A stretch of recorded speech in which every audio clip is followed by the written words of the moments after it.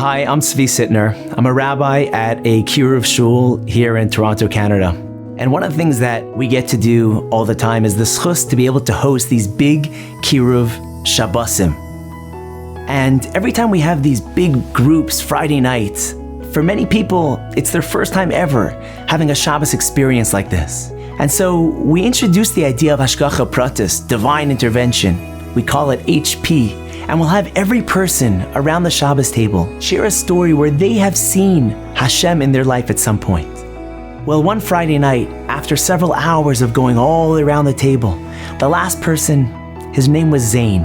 It was his first time ever at our Shabbos table, first time ever experiencing a real Shabbos like this. And I thought maybe we should give him a break, maybe let him pass. But when it came his turn, he said, I have a השגחה פרטית story. He says, I am a paramedic here in the EMS in Toronto, and we got a call not long ago about a 22-year-old young man who was having trouble breathing. We responded to the call, we're in the ambulance, we arrive on scene, and by the time we got there, he was already in full cardiac arrest, his heart had stopped. We start working on him, we're giving him oxygen, we're giving him medication, everything we can to revive this young man. And the whole time we're working on him, we load him into the ambulance. We're rushing the ambulance all the way to the hospital. We get him into this dedicated room called the resuscitation room. And we're working on him in this room the whole time. Unfortunately, it had been 55 minutes and there was still no pulse.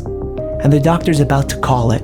But just before he calls it, he looks over to the window and he sees the boy's mother looking in the window.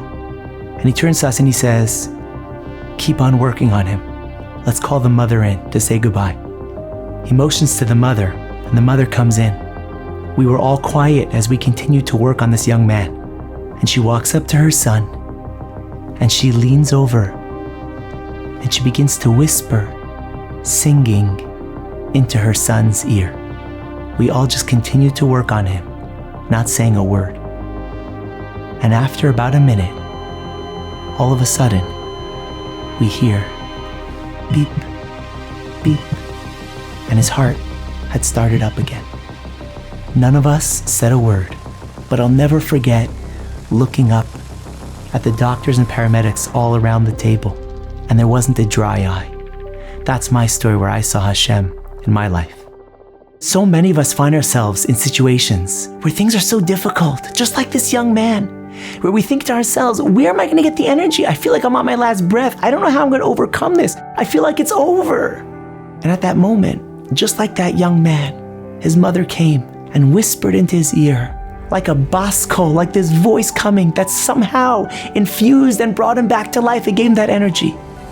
Every single one of us, we may not have our mother nearby, but we have Avinu Shebashamayim. We have our Tata in Himmel. We have HaKadosh Baruch Hu, the Almighty, that at any given moment, no matter how difficult the situation is that we're facing in life, no matter how difficult the nisayon, we know at any moment that HaKadosh Baruch Hu, keharaf ayin, in a blink of an eye, can whisper something into our ear, into our neshama, into our heart, into our mind, and can infuse us with the energy to overcome even the greatest of nisyonos. And be'ezras Hashem, no matter what challenge we face in life, we remind ourselves, HaKadosh Baruch Hu, I know you could instill this in me. Give me the strength, give me the energy so that I can overcome this nisayon.